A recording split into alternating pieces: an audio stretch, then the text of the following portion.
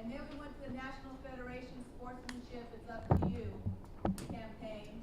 And I kept thinking, why not something for New Mexico? Why are we borrowing nationally? And why don't we get a group of people together and figure out what we're going to do for our kids? We have so many great educators in the state of New Mexico. Why are we borrowing? And so what I did is in the fall, I think at the fall conference, I asked if any of you guys would like to be interested on that committee. And we got some athletic directors, some administrators, some coaches. And in the spring, we asked for some student input. And every time we had meetings, the word class came up. Everybody talked about class. And so we started to try to figure out what are we going to do with the sportsmanship initiative? Where are we going to go with it? What do we need to get done? And it was so interesting that every time we talked about it, the first thing that came out of somebody's mouth was parents, was adults. It was coaches, parents, administrators. It was just the adults. The kids are actually fine. But where we're having problems is the leadership and the adults. And so a lot of our conversations went, what are we going to do? So what you'll see today, Justin's going to go over a little bit some more, but what we're going to do is we are coming out and we need you to buy into this. Compete with class. It's our New Mexico Sportsmanship Initiative. And we have a curriculum that's written for you, and basically what it is stay in your lane. In other words, do what you're supposed to do. Administrators, do what you're supposed to do. Coaches, do what you're supposed to do. Kids, student participants, do what you're supposed to do. And you'll find out in this initiative, we're not saying athlete, we're saying student participants. Because this is for activities also. It's for the whole entire student body. And we've got to remember, athletic directors, I say athletic directors, we've got to remember that we're an activity association, and this is for the activities world also. So you'll get a lot of this as we start unveiling it. We have some things for you to take home. Everything we do is we are giving it to you. The National Guard has put in an extra $30,000 to be the sponsorship of the Sportsmanship Initiative. They thought it was that important that we get this out to our schools. And so Dusty again will come up a little bit more. I see some of you that are on the committee. Thank you so much. They came into Albuquerque 2-3 times. We had some phone conferences, and then we ran with their ideas. So we will be trademarking Compete with Class. This is New Mexico's own. And I like I said, it's exciting for us, and we hope that you buy into that. NFHS Network. This last year, the NFH Network was born. And I'll just put it that way. Play on Sports, which is part of, it was a group that was doing online and doing the same thing that ProView was doing, came to actually March. And through the National Federation, we have the NFHS Network. You guys saw it this year. And what has happened now at the NFHS Network is ProView and the NFH Network are partnering together. They partnered this year in the state championships. They are not now partnering for regular season contests as well. So you will see ProView Networks is actually now in the National Federation Network, the NFHS Network. So we're excited about that. What's going to happen is you're going to see quality.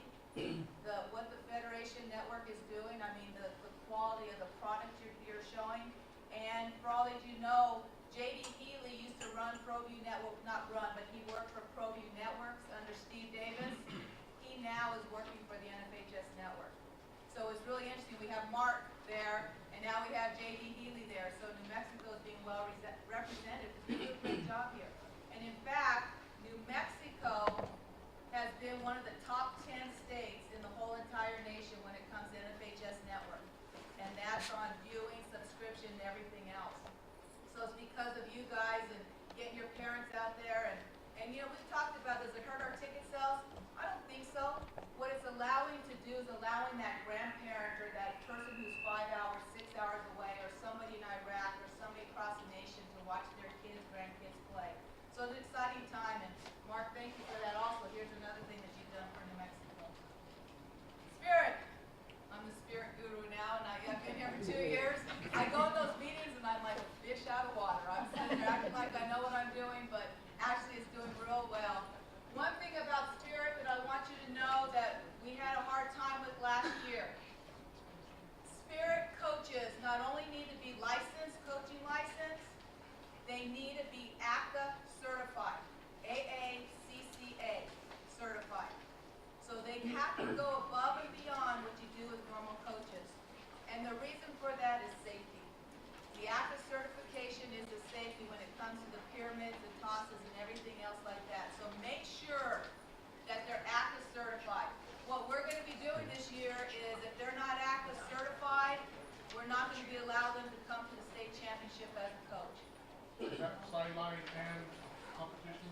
Sideline and competition, yes. Sideline coaches, anybody in spirit, whether it's competition or your sideline only, they need to be ACA certified.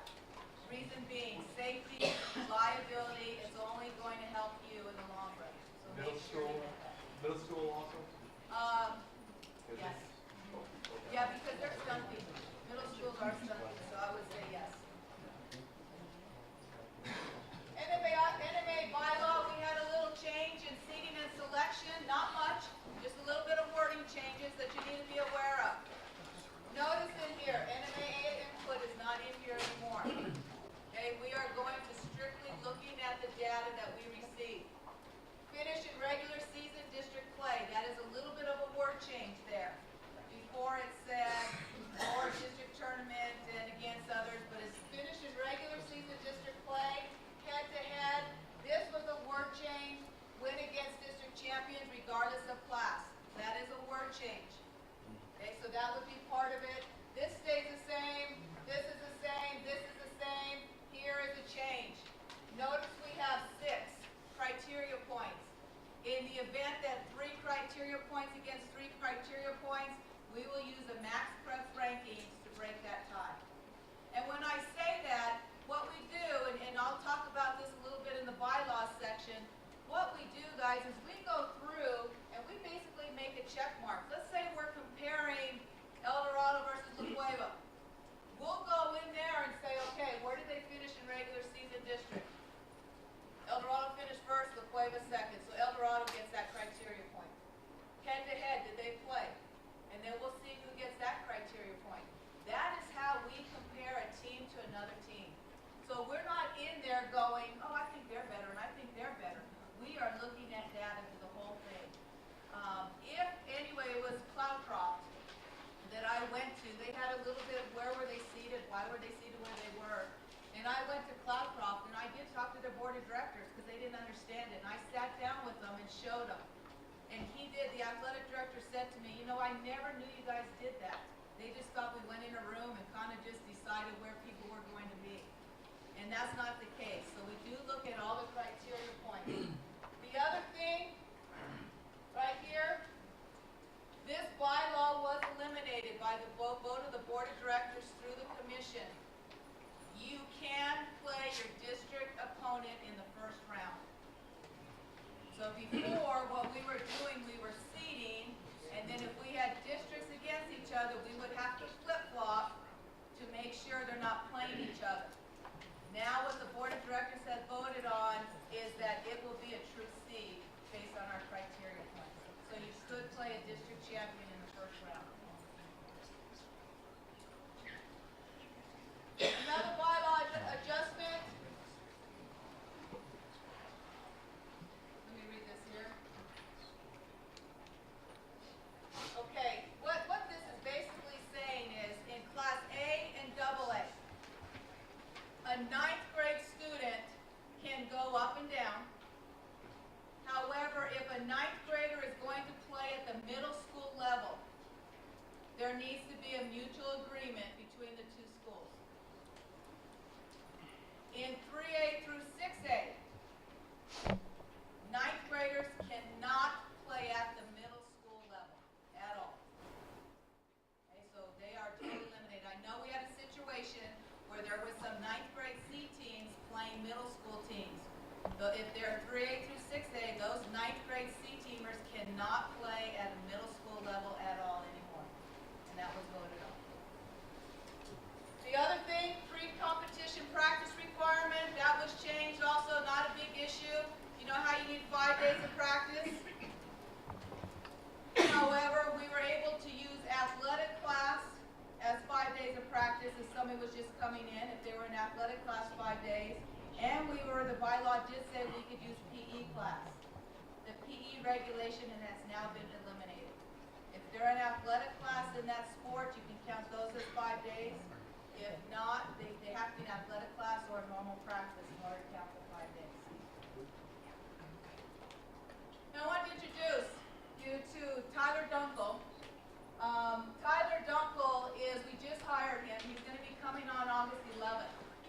In this day and age with social media and where we are at with fans and high school athletics, I went to the board of directors in June and I asked if we could have a sports information director at the NMAA because I really wanted to highlight our kids on our website. I wanted to make stories about kids that might have been the 12th man that did something very good.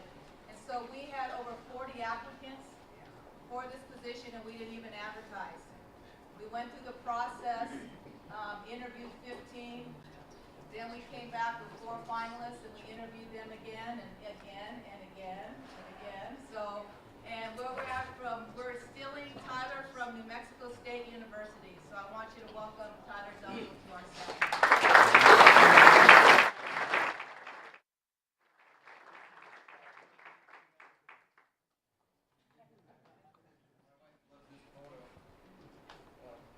Because I don't have hair. That's not true. She doesn't like when I'm bald. I have bald look, so. I'm really excited to be here. I'm really excited to work with all of you. Work with NMAA. This is just a real blessing for myself and my family. I want to just take a quick second and thank my wife, Gloria, back there. Raise your hand.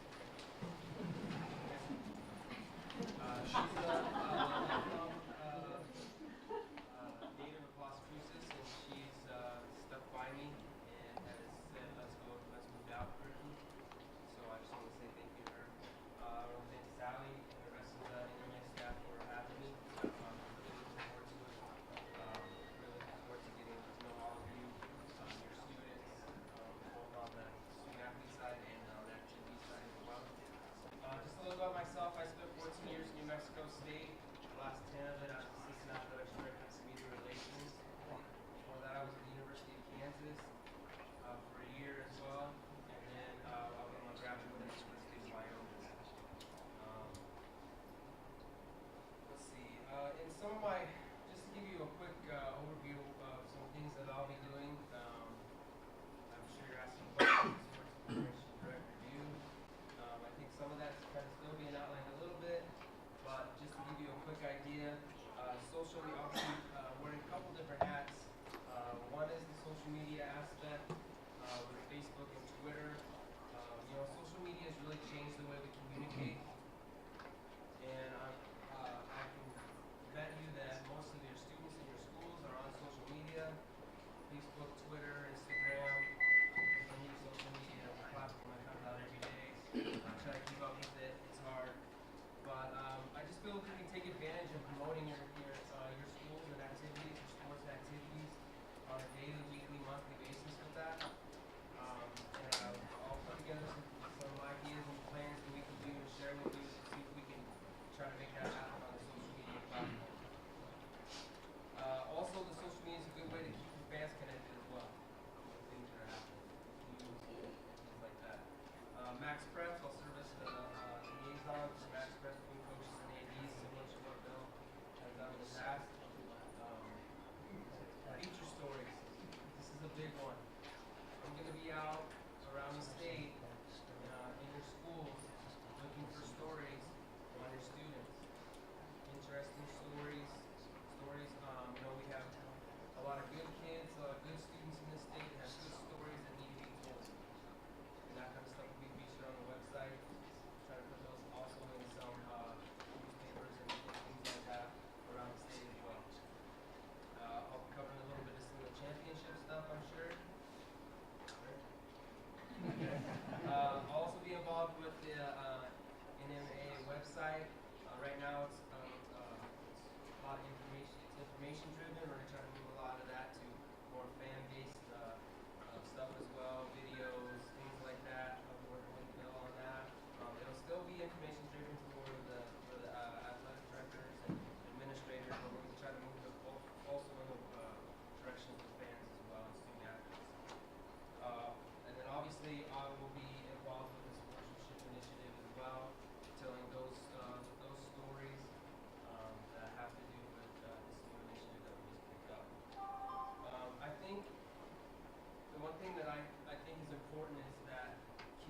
communication is going to be key for us.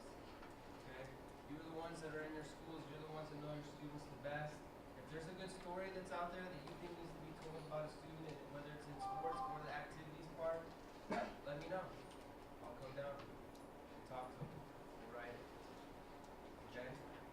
That's a big part of my job is to be around the state, get in their schools, and get those stories about those students and the things that they're doing.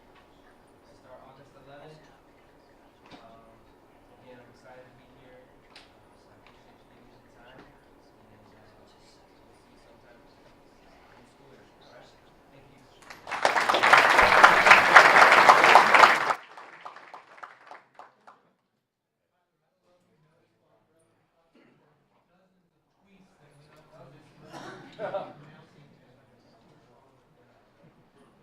I'm going to try to plow through these next few slides because we are running out of time. But Max Preps, the biggest thing here, hopefully everybody has their account. You don't need to remember access codes unless you're new, and then go ahead and contact me, and we'll make sure you get the access that you need, either as the AD or at the coach level.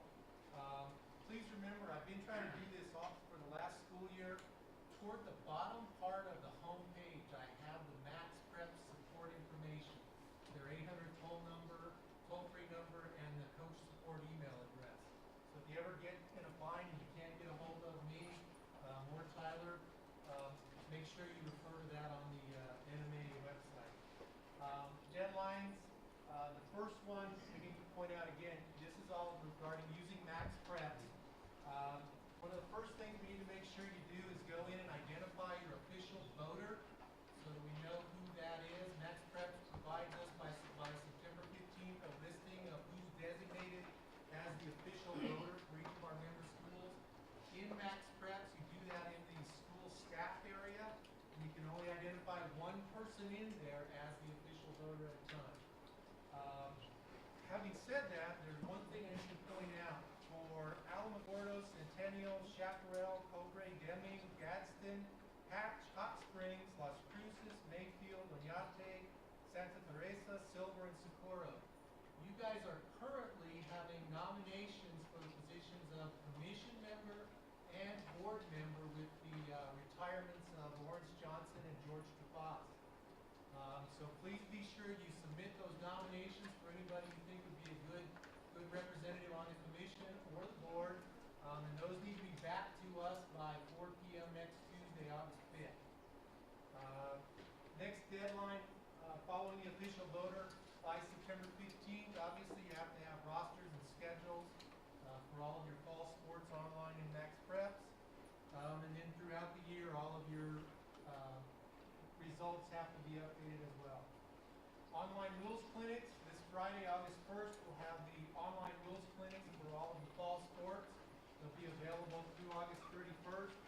Hopefully, we'll have the alternate AD clinic about August 1st. It may be a little delayed, but that will also be up there through August 31st. And remember, this is always in the same place on every sport landing page. When they're active, they're also available up here under athletics. If you just go to fall, go to football, you'll see the rules clinic option up there as well. Finally, the two bylaw changes that I deal with. In swimming, we made the meet limitations in swimming basically the same as we do for most of the other sports. Swimming has always had a 10-meet limit, but now what we've done is if any of your kids, if you allow those kids to compete at the club level during the high school swim season, those club meets will also count against their high school women. And that goes from the start of the competition season, which is November 4th, Monday, November 4th, up until the time of their district meet. Okay? In golf, the membership approved the use of DMVs, not WMVs, not weapons of mass destruction. Distance measuring devices only, nothing that can measure wind speed or slope or anything like that, but range finders are now allowed. We'll see how that goes. That's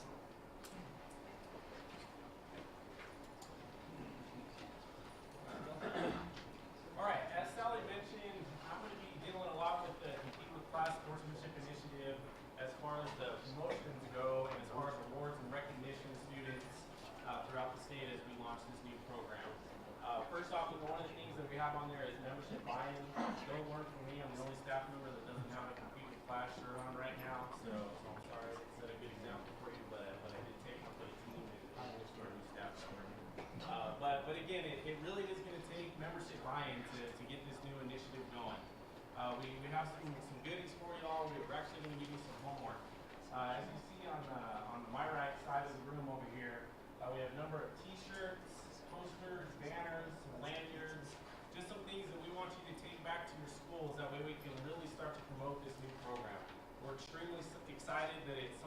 homegrown here in New Mexico by the educators in this room, really, and it's something that we really think can catch on, just as Pursuing Victory with Honor did several years ago.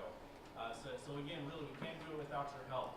Another thing that we will be launching here soon, we'll have some information sent out on it, but we'll have all of the artwork and logos and files and whatnot for the posters and the banners and the t-shirts. We're going to have a section on our website. That way you can actually go on there, download that artwork if you want to come up with your own marketing plan and print out a bunch of flyers or posters or banners and help us brand this new initiative throughout the state. Again, it's something we're extremely excited about. We do have a sponsorship with the New Mexico National Guard, and that's really what's allowed us to spend the funds that we did in order to get all these t-shirts together, along with the banners and the posters and whatnot. So just so you know, when you leave the room today, we're going to ask that every single one of you guys obviously sign in or sign out, I guess it would be. But also you're going to start at this side of the room. You're going to get one of the gray t-shirts, one of the white t-shirts. You're going to get a Compete with Class banner. That banner, we ask you to please put that up in your school gym. It's something that we think is an easy way to really put it in front of a lot of spectators, student athletes, coaches, administrators, and whatnot. Then we also have two different posters. So make sure you grab one of each of those. Then finally, when you sign out, you'll grab a couple lanyards that I'm wearing right here, Compete with Class lanyards, as well as grabbing the preseason DVD that we also give you at this meeting and a rulebook order form. So we do have quite a bit of stuff for you guys to take, and that's why we didn't have you sign in at the beginning. That way you didn't have to carry this stuff all around the room. But again, please use this stuff. You know, it's the only way that this is going to really catch on throughout the state. I would ask, I know there's a number of athletic coordinators or multiple people from school districts or various schools. If you are here today, we want you to grab everything that's here with the exception of the red Compete with Class banner. We have enough of those to really go in every school gym across the state. So just make sure one of those banners per school. With everything else, feel free to grab something on your way out.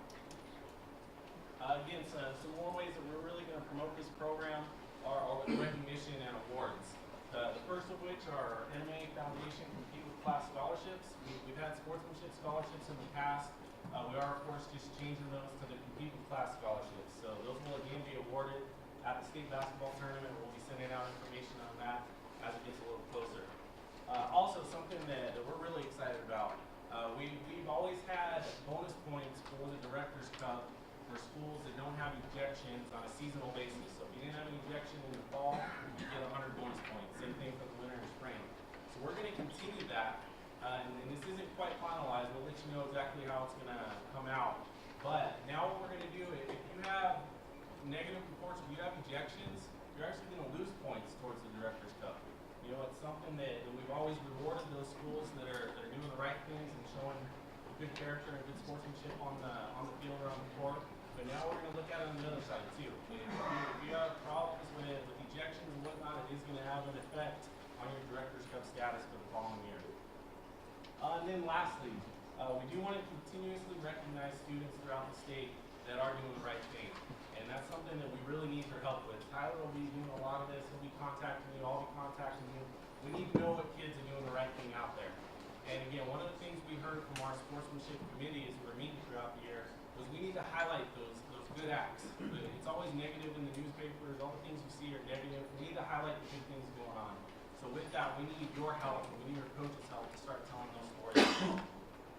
So we will have continuous recognition throughout the year. We'll have some monthly winners, seasonal winners. We're really going to try and do everything we can to highlight those good acts of sportsmanship. Does you have a question? Yes. I heard Sally talk about adults of ADs or coaches or parents. I'm all three of those about Compete with Class. How are you guys, and I don't see Dana, my friend here anywhere, how is this Compete with Class going to correlate with officiating class? I think officials, we talk about athletics being a part of the school day or extracurricular or co-curricular activities. Officials are the one that's farthest from the classroom. We're asking them to officiate a game from student athletes who are part of that classroom. They're farthest from the classroom. What is the MMA doing to make sure that we're officiating with class? And I think that's part of the stay in your lane part that Sally mentioned They earlier. are part of the sportsmanship initiative, so they have, just like we have, you know, coaches, administrators, parents, whatever, we have officials. elected officials, they do have their role in the sportsmanship initiative also. And my point was the fact that we are dealing with high school students, and all we're asking is that the officials understand that. Correct. Because we're saying this is part of the classroom, they're kind of like substitute teachers, so. Exactly get it? right. I That's agree my with you, goal. and Okay. that's what we're working on. I appreciate To that. make sure we got the officials involved. Thank you. Yes, Mr. Official. You bet.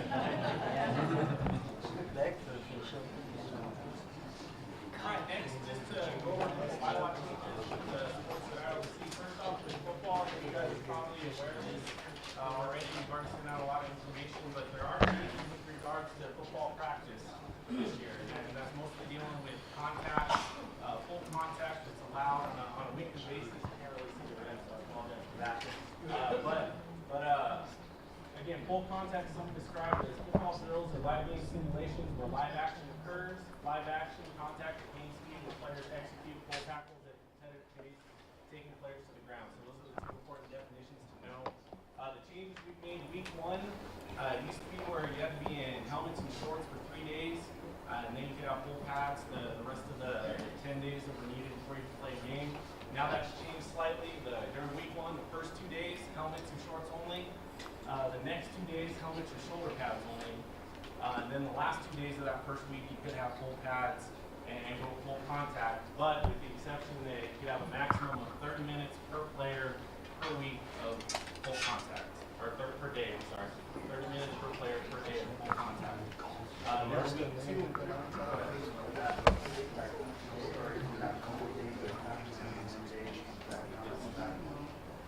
No, that's just for the day. So if you have 2 practices in a day, that's considered just 1 day.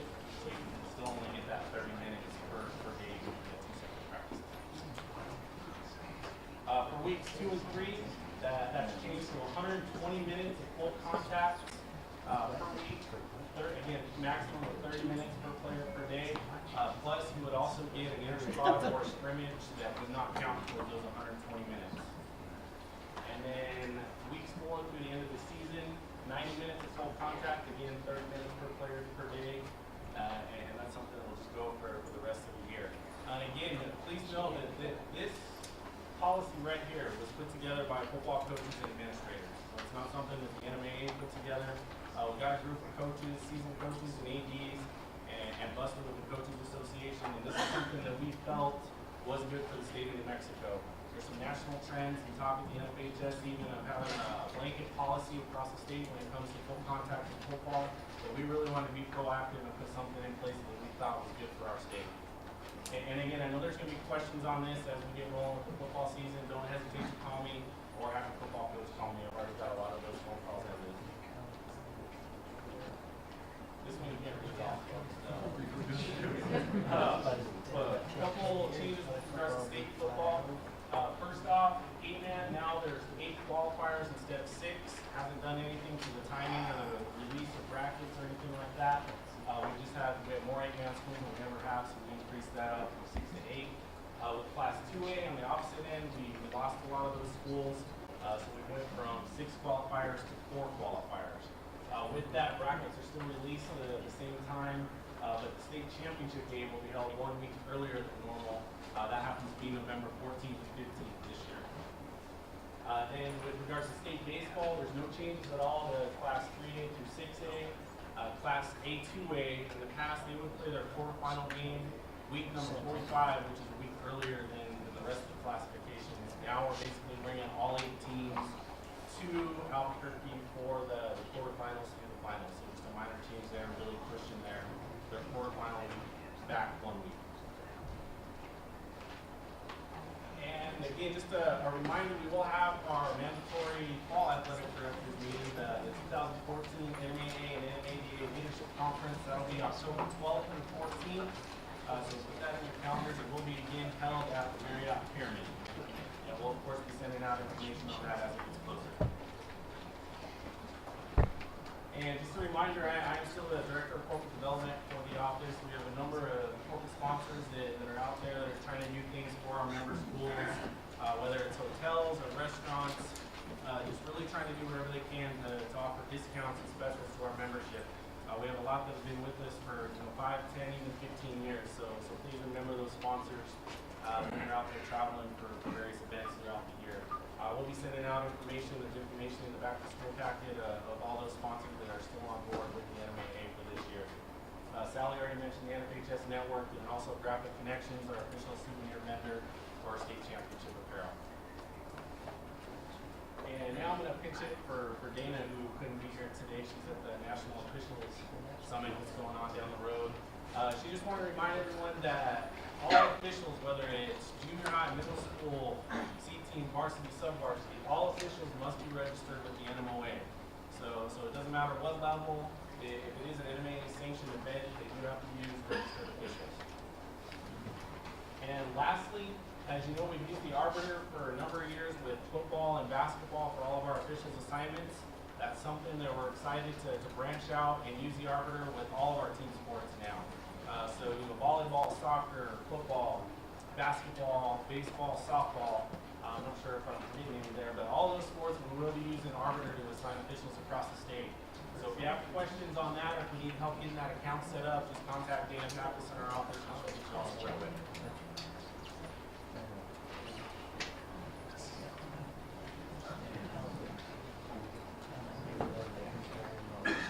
Mark Kowski and the Federation are required to be sanctioned by the Federation, and their purpose is safety, accountability, and equity. So there's basically four things that I think we need to make yourself aware of. You are hosting an event. You are hosting an event that involves one of these situations. If you're hosting an event that is sponsored or co-sponsored by an external entity, a non-school entity, that event needs to be sanctioned through the Federation. Okay? Secondly, if you're hosting an event that involves non-bordering states, Mr. Kedge, give me the 5 bordering states if you would, please, sir. Texas, Colorado, Utah, Arizona, Oklahoma. See, that's why we hired. He's sharp as a tack. Anyway, if you're hosting an event that involves a non-bordering state and more than 5 states are involved, that event must be sanctioned by the Federation. If you're hosting an event that involves a non-bordering state and more than 8 schools are involved, that event must be sanctioned through the Federation. And any event involving a team from a foreign country, and Mexico and Canada are considered bordering countries, so that would not need to be sanctioned. But any event involving a team from a foreign country that is not Canada or Mexico must be sanctioned through the Federation. Okay, so make sure that I think the only one that really applies to us here a lot is I think several of you have tournaments that are sponsored by external entities, and those need to be sanctioned. So you need to make sure that you go through that process. If you get on the National Federation of High Schools website, on their toolbar on the left, you'll find where it talks about sanctioning. There's a PowerPoint that goes through the entire sanctioning process. All the forms are there. If you have any questions, just go ahead and make contact with me and I'll help you through this process. The petition process for student eligibility.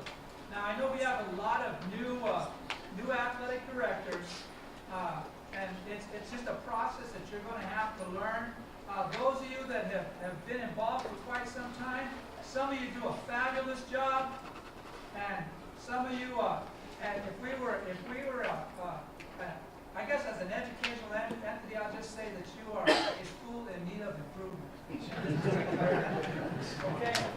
Now, you need to understand something. There's a couple of key points that I need to bring to your attention.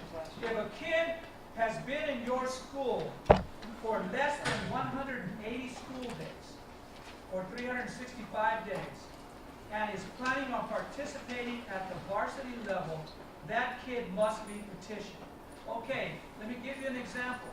Let's say you got a kid that moved to your school last November, so he's been there in excess of a semester. Did not play anything at the varsity level in the winter or the spring. Wants to play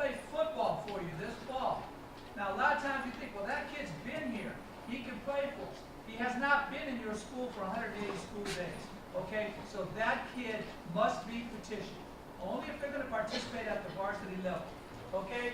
If you'll go on our website, the toolbar off the top, about NMAA, you go to handbook and forms, you go to forms, you'll find the entire petition, all of the petition forms are there. Now, please guys, and this is happening way too much. You're telling parents, go to the website and fill out the forms. This is your job. I get stuff I can't even read. I get stuff that kids have written, that parents have written, and they're just writing whatever it may be in there. You need to make sure that you get that Form A and that you really verbalize what that situation is. A lot of times I'll get, this kid moved to our community. Okay, who moved to your community? Is the kid there with his aunt, with his uncle? Is the kid there with a friend? Is the kid there with his mother and father? That changes the whole process. I need to know those things. On Form A, spell it out for me, please. I need a complete transcript of grades. And I know what you're going to do. You're going to tell your secretary, go get a transcript to Mr. Aragon. And you know what? The bottom line is it's not going to include the most current grades. Half the time, I get a transcript from you, and now I've got to email you or call you back and say, listen, last 9 weeks' grades are not included. The most current grades are not included. Make sure that is part of that process. The Form C that I get, the Form C's, half the time it's not filled out. Half the time I don't have an address as to where the kid, what that kid's address was before they moved to your school, what their address is at this point. The big part is the did not participate area. You know, when we ask you what sports that kid played last year, a lot of times that's not filled out. And you know that did not participate trumps everything. So bottom line is, if you're the sending school and that Form C was sent to you and you're filling that out and you leave that blank, now we're going to have to go through this process and find out what sports did this kid play last year, so that we can make sure that there's a chance this kid may be a transfer student, but may be able to play those sports at the varsity level at your school because he did not participate in that sport last year. So please, what I'm asking you to do is make sure that you take some time with this, because I end up with a stack on my desk this high. And I'm going to tell you something. I will not process a petition if it is not thorough and complete. So we're going to be emailing each other back and forth and doing those different types of things. That kid's ready to play, but you're not taking care of business that you're in, and as a result, that's what's keeping that kid down for a while. So we got to make sure we do that. I know it's a pain sometimes. I know some of you have a lot more transfers than others. But bottom line is, this is what has to happen. It's what has to happen.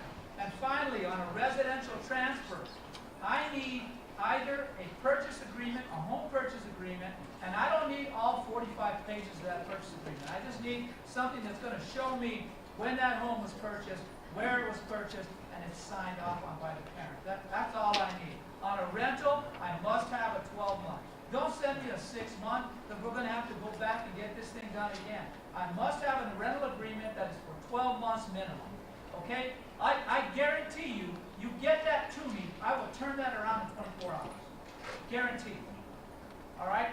So let's not play that game back and forth that we're trying to make this kid eligible. Let's get it all done. All right? And just on a quick note, Sally and I are doing a bylaw presentation now at 5:45. If you're a new AD or you just want to get into some really specifics of the bylaws, because they are really intricate. People call all the time and say, I'm trying to read this thing and I can't figure it out. You know, based on legal situations, we've had to make that thing a Bible as opposed to, it's this thick as opposed to this thick, so there are a lot of things we can answer, a lot of your questions. We'll go over a lot of things that maybe you don't know. So please, if you need some assistance with understanding those bylaws, or those new ADs, you need to be here. All right, so 5:45 this afternoon. Thank you so much. I appreciate it. Bear with me for a moment. I'm a little frazzled. As much as excited I am, Tyler is joining us. That means now I'm bumped down to our C team on the golf in our office. So I'm a little bit disturbed by that, but I'm sure it's going to be great. As we always do at this time of year, we'll be taking applications for our Hall of Fame and for our Distinguished Service Awards. Those nomination forms are on our website. If you have any questions about that, you can contact Gene Pino or myself. The foundation is another one of the areas that I kind of help out, oversee. I help Gene with that. We have three main fundraisers throughout the year. We have our bowl-a-thon in January. We have our golf classic in June.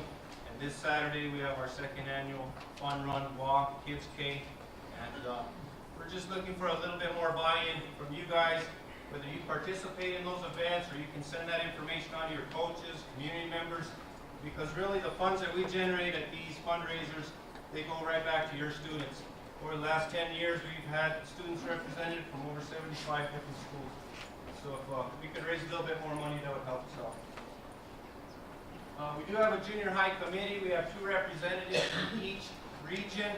The chairperson of that junior high committee is Debbie Kaufman from Albuquerque Academy.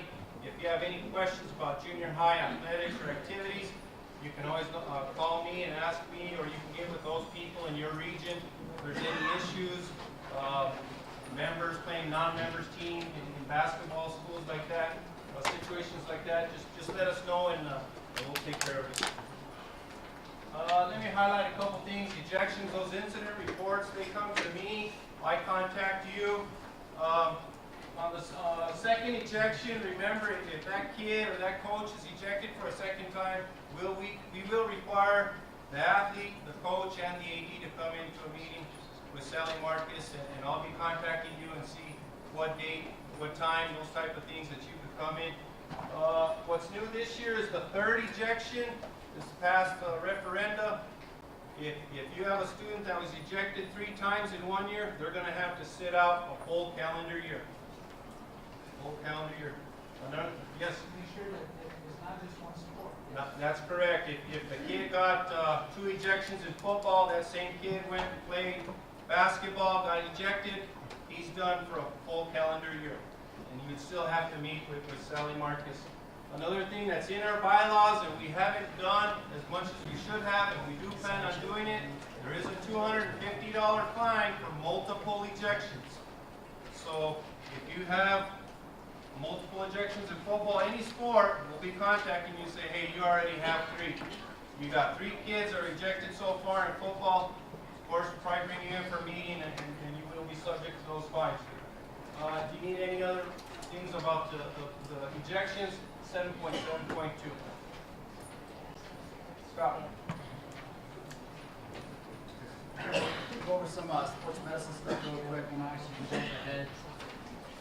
Just to let you know, we created a sports medicine specific link on our homepage. So anything sports medicine related that you need access to, please utilize this link. You're going to use the quick links on our homepage. Go down, scroll down. I know you guys can't see that, but there's going to be a sports medicine link. So anything you need, sports medicine related wise, information on concussions, heat illness, physical forms, emergency action plans. We've got position statements from the NFHS, anything sports medicine related. I highly encourage you to use this as your first main access point. Coming back. All right, the concussion requirements for schools, for our concussion law, there's 4 main requirements for ADs. And the first one is you need to have each one of your coaches take the NFHS concussion course. It's a free 20 to 25 minute course. Have that coach take that course. They're going to have a print off a certificate at the end. Go ahead and keep that on file for each one of your coaches. Again, all these forms here that we're going through will be on that sports medicine site as well as the AD site. That link is right there to the NFHS concussion course. Second thing, each one of your coaches needs to fill out the fact sheet. Sign it, date it, keep it on file for each one of your coaches. The NMAA coach's fact sheet. Third, you need to have each of your parents and your athletes also fill out that fact sheet, sign it, keep it on file. The last thing you want to do is make sure you're following your district return to play guidelines. There may be varying interpretations of that per district. There's really 3 main key points you want to make sure you're following for return to play. If a kid has a concussion or signs or symptoms of a concussion, they need to sit out for 1 week, a minimum. Minimum of 1 week. The next thing is they have to have no signs or symptoms. So after that week is up, they need to be symptom free. And the last thing is that athlete to get returned to play needs to have an appropriate medical professional go ahead and release that athlete back to participation. All right, so those are the key points you need to make sure you're following as that left direction. Any questions at all? Heat illness. Pretty simple. If you go to our homepage again, at the very bottom of our homepage is a heat index link. At the very bottom of our homepage will say heat index at the very bottom. And again, you can find this information through our sports medicine website as well. At the very bottom, you'll see heat index. It's going to take you to this page right here. It's going to have a link to the National Weather Service. Once you hit that link, it's going to take you to the National Weather Service. It's real simple. All you have to do is input your zip code. The zip will create a temperature, a humidity, and a heat index. The rule you need to make sure is anything above 104 heat index, you've got to cancel practice. You can wait until later in the day once the heat index is dropped. At that point in time, practice is canceled. The other thing you want to make sure you're being aware of is heat index between 100 to 104. We really recommend shortening practice time and stripping off that protective padding just due to the heat. And the last thing you want to go ahead and convey to your coaches is if you have an athlete that may be suffering heat illness, heat stroke, obviously go ahead and call EMS right away. But the treatment of choice for those athletes is an ice bath. Get that core temperature down. So make sure you remember that and relay that to your coaches as well. Our Life and Athlete program, most are probably familiar with it. For if you're not, it's an online interactive program. It's free. Basically outlines the dangers of drugs and alcohol and how it relates to athletic performance. It's been a great resource for our schools. We launched our second version last year. It includes new stories, interactive modules, question and answer panel with some of our high school athletes, and we also unveiled a middle school program last year. A lot of our districts across the state also require this course as a athletic eligibility to make sure they take that course before they're athletically eligible. So again, it's a great course, highly recommend it. On top of that, we got out, Rudy Aragon and myself got out to about 20 to 25 schools last year presenting on Life and Athlete. We're going to be doing that again this year. We've had very positive feedback. We really enjoy it, getting to make those connections with those student athletes. So if you're interested in us being out there again, coming to your schools, let us know. We have about a bit of a priority list from last year. We didn't get out to all the schools we wanted to. So please contact us. We're going to be out throughout the state as well, kind of pairing that up with our computer class program. Last thing, I want to ask you for your assistance a little bit, again, with our marketing campaigns getting ready to start for the new school year. We're going to be doing some more television spots, so I'd definitely like to use some of your athletes in those spots. So if you see an email come across your desk in the next week or two, you've got some athletes that are on your radar for those commercials, please let me know. We'd love to utilize them. Back to our sports medicine. Again, anything I've talked about, you're going to find on that link, our sports medicine link. And the last thing I want to touch on is we are taking a look at our severe weather and lightning policy. Something we've taken a look at in our office. Maybe coming down the pike soon, trying to make it more of a joint effort between the host school administration as well as the officials, instead of just heaping it on the officials. So again, something to be aware of. We're taking a look at it in the office, maybe coming through your desk shortly. So just keep your eyes open for that.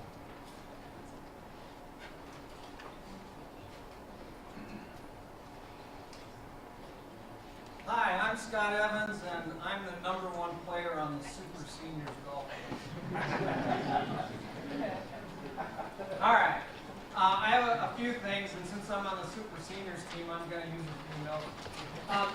Preseason meetings, just a reminder, they're required by board policy, so you have to have them. How you do them, how you organize them, how many times you do it during the year with different groups or whatever, that's all up to you. The way that you want to handle it is okay with us as long as it gets done.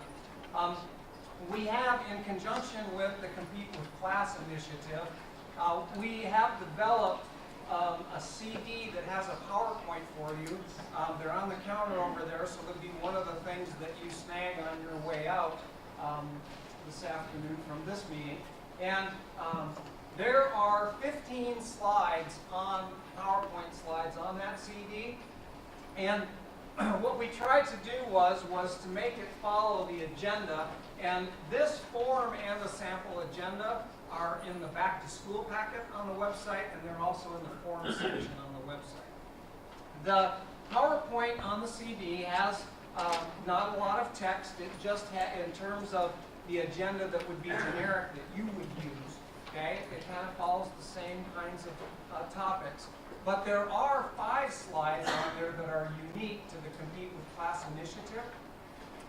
Please make sure that you switch over to using the PowerPoint to actually do the slideshow, because a couple of those slides are animated. The sportsmanship fundamentals, there are lines that come in that give each one of them, so you can talk briefly about each one of those individually and not have the whole thing splashed on the screen.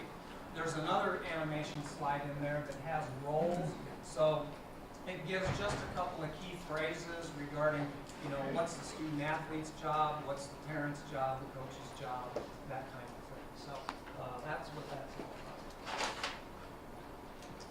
Hey, coaching licensure requirement. Remember that coaching licenses are required of all schools, public schools by state law, and non-public by NMAA regulations. Sally gave a great motivating speech today. I don't know if I'll have to renew that or not, but you never know. And yeah, that is my middle name. So, licensure is the requirement, not just the class. Don't let your people get confused and bring you a certificate of completion from Fundamentals of Coaching, and you or they think that that's okay. Make sure they go through the PED process. And then here's another heads up. Sally and I just got a notice from the person at PED who oversees licensure and is the NMAA liaison. And we've been informed that first aid, health, and safety for coaches is going to be required for level 1 licenses. Shouldn't be any shock to those of you that heard me say we thought it was coming over time. We had an unfortunate sudden cardiac arrest incident 4 years ago now. We set about studying and looking at what to do, kind of in response to that, and coming up with that recommendation to upgrade that level 1 license for new coaches, not for your existing people or well-users or anything like that. But heads up, we hope that it's done. Okay, a little bit about Project HeartStart. Some of you were at a presentation this morning that Dr. Barry Ramo gave on sudden cardiac arrest and sudden cardiac death. Pretty, interesting. One of the things that he says all the time when you speak to him or hear him speak is hearts that are too good to die. He cited a study this morning that said when you have the right kind of things in place in terms of the response, there's a 90% survival rate, at least with young people. So, what we have done is this. In response to that sudden cardiac incident years ago, we've been looking for something. We looked at national standards, see what is required across the United States and all that. We weren't really ready to, require coaches, small, in coaching increments and all that, do the first aid, health and safety, and CPR, and try to monitor and keep track of all those certifications and all that. One of the beauties of the Project HeartStart program is it's not a certification program, it's a training program. And Buster checked with his insurance agent, Sally checked with our lawyer, and we have a Good Samaritan law in this state, and there's not a legal issue in terms of us teaching this to our coaches, having them be in a position to be able to use it should the occasion arise. In fact, both of them said it was a proactive measure. So this is kind of where we're at. What we did in April, because time was limited and distance and space and all that, we started with a group of larger central region schools. Kind of because it was convenient and kind of because of taking it from the standpoint of using it as a pilot that we can learn from. A school has to commit 2 people to go to a facilitator training that lasts 90 minutes. Generally best if it's someone with some kind of CPR background, athletic trainer, health teacher, school nurse, some of us have, worked summers of lifeguard, whatever. Okay. So 2 people to go to the facilitator training.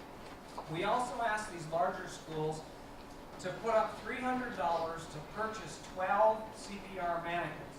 The training itself, they have like 2 people to 1 mannequin. So that means that school's capable of doing a class of 24 people with their mannequins.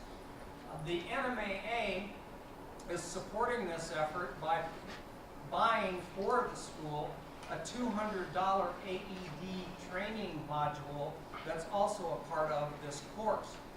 When the course actually gets taught on your campus to your coaches, it only lasts 40 minutes.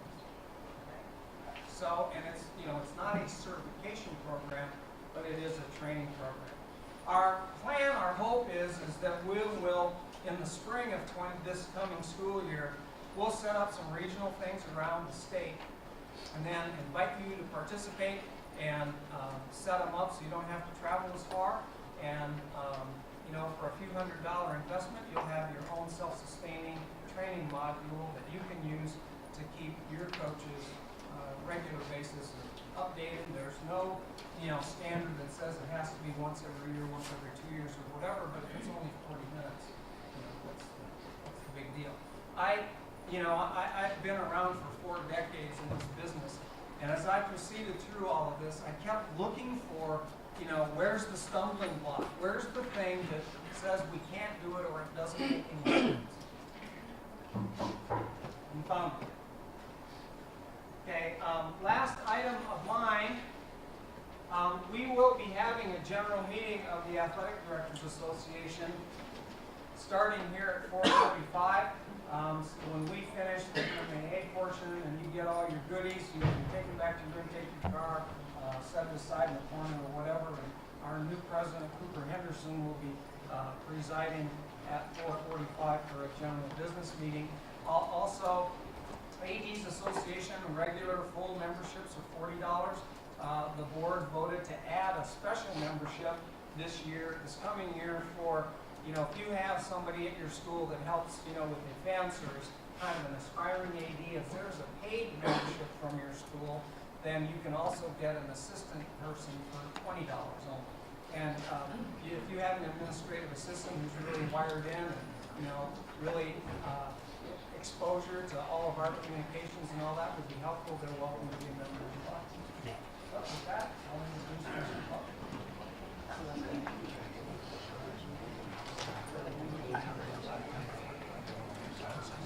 Last but not least, sports soccer.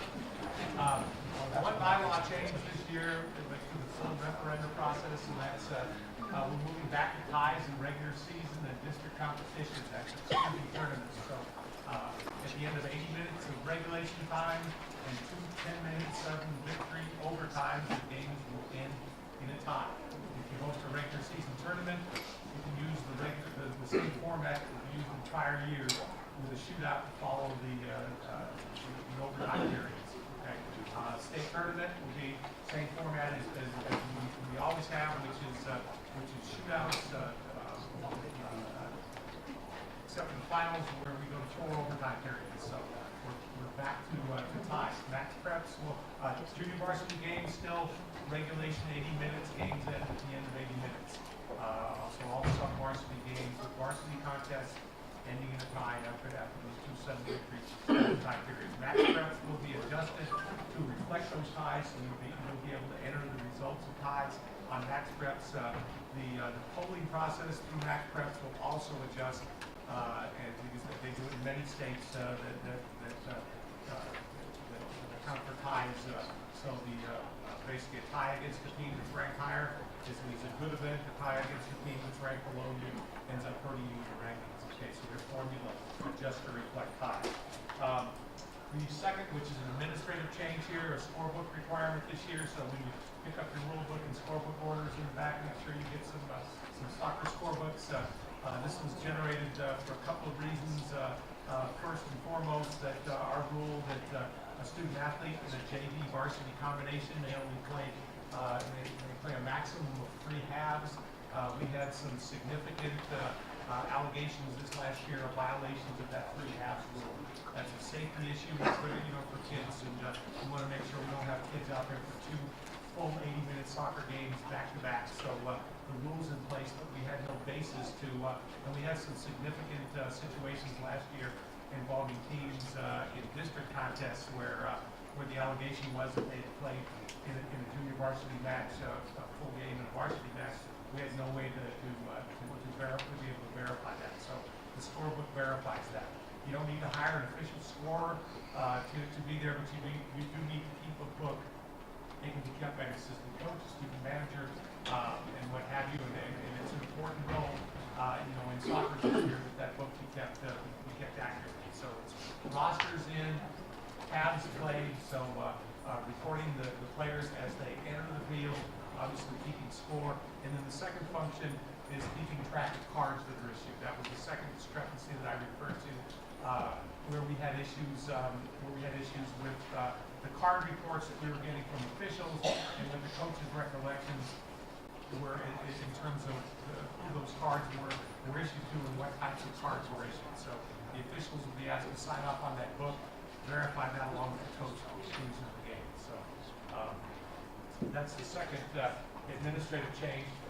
Yellow and red card tracking, basically no changes as far as the accumulation of cards. So basically students, once they accumulate 5 yellow cards this year, they'll sit 1 game. If they accumulate 3 more, for a total of 8, they'll sit 2, and then any subsequent, basically it's loss of participation privilege.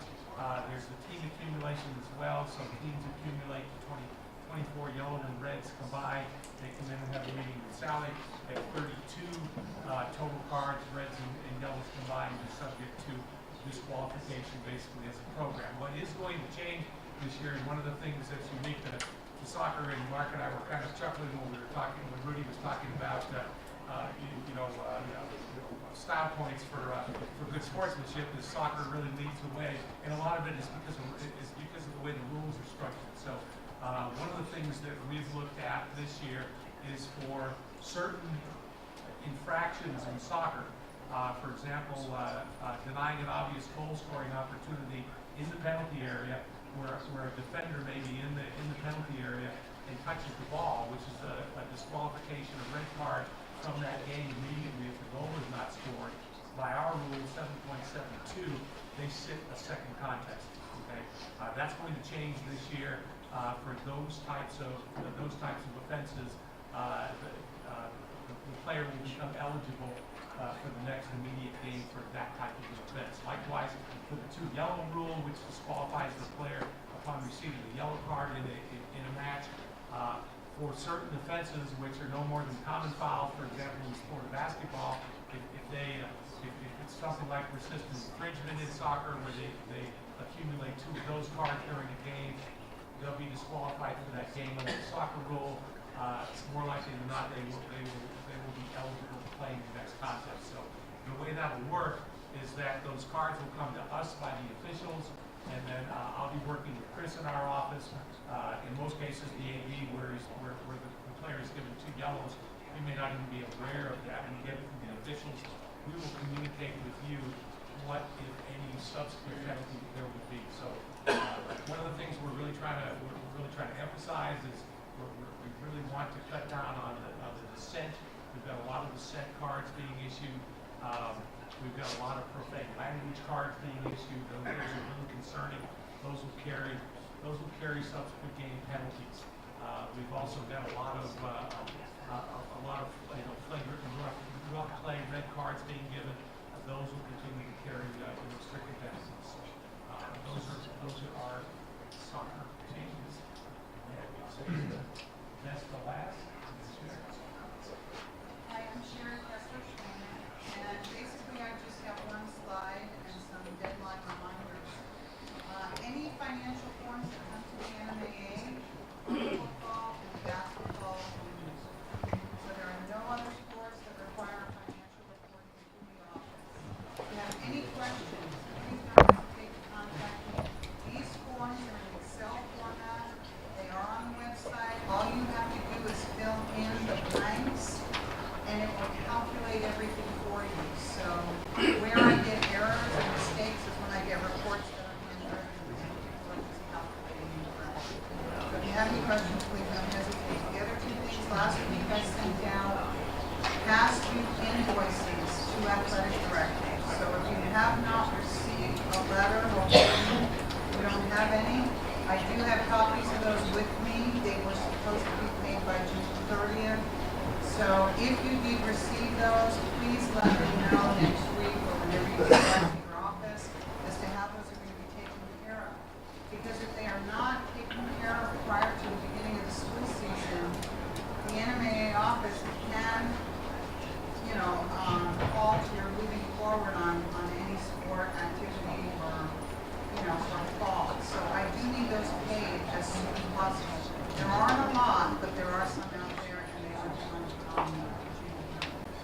The only other deadline is membership dues and fees. Those are due on September 15th. And so you do have plenty of time. If anybody needs a new invoice for those, they went out pretty early. I can get those emailed to you as soon as possible. If there's any questions regarding finances, then this is the call.